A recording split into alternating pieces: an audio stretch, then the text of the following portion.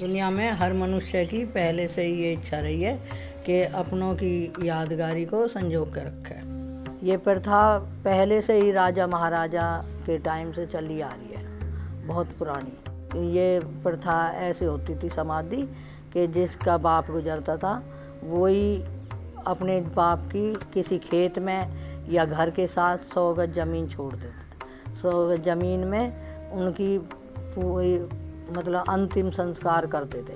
अंतिम संस्कार करने के बाद और वहाँ 100 गज ज़मीन की 4 दीवारी बनाते थे, उसकी सारी भस्मी चारों तरफ फैलाते थे और फैला के पेड़ पौधे फूल लगा के उसके अंदर एक नल लगा के और गेट चढ़ा के उसकी भस्मी को फैला देते थे।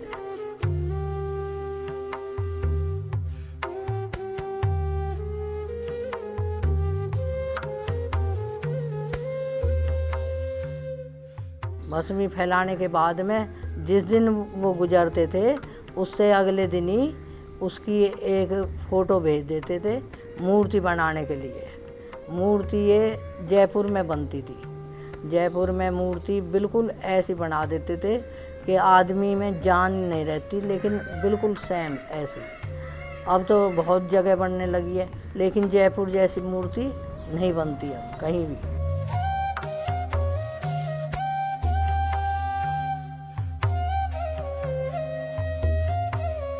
लाने के बाद पूरा बड़ा चबूतरा बना के और चबूतरे के चारों तरफ दरवाजे बना के छतरी ऊपर करके और बीच में रखते थे समाधि को।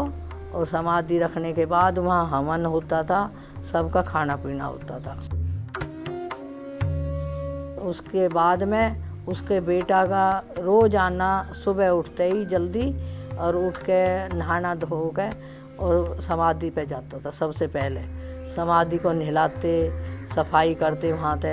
नहलाने के बाद में उनकी पगड़ी बांधते, हार पहनाते और उनको भोग लगाते।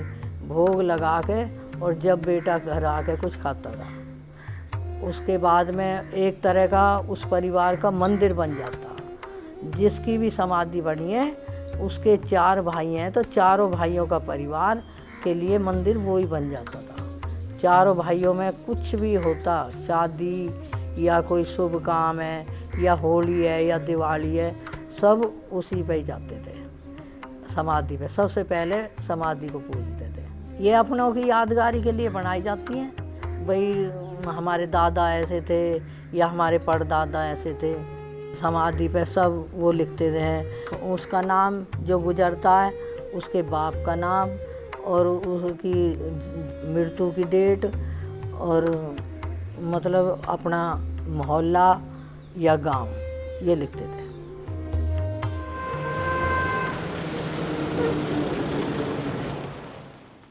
अब तो बहुत बुरी हालत है भैया। अब तो ऐसी हालत है, पहले तो एक इंसान मर गया, अब इनकी यादों की मौत हो रही है दूसरी।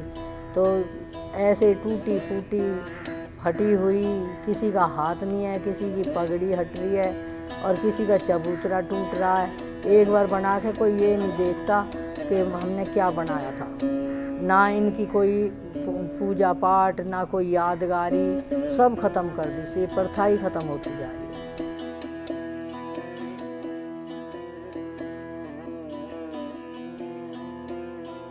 ला के और बस बेटा की इच्छा होती है मन की समाधि बना दूं, मेरा नाम हो जाएगा, और समाधि को बना के रख देते हैं। लेकिन उसको फिर ये नहीं देखते कि भाई कहाँ बनाई थी और कैसी है, टूट रही है या फट रही है। ना कोई सफ़ेदी करवावे, कोई टेढ़ी पड़ी है।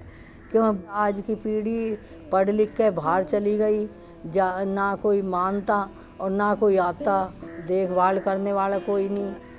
और ना ही ये समझें भाई ये किसकी मूर्ति है।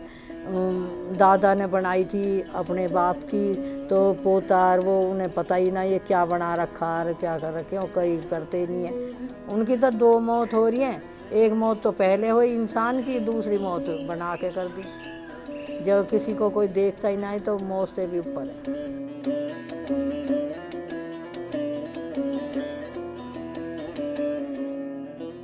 प्रथा ही खत्म होती जा रही है। आज की पीढ़ी अगर माने तो इस तरह की समाधि बनानी चाहिए कि जीते माँ बाप की सेवा करें और उनकी देखभाल करें। उनके बाद में समाधि बनाने का कोई फ़ायदा नहीं है जब तो कोई देखता ही नहीं, कोई आता ही नहीं।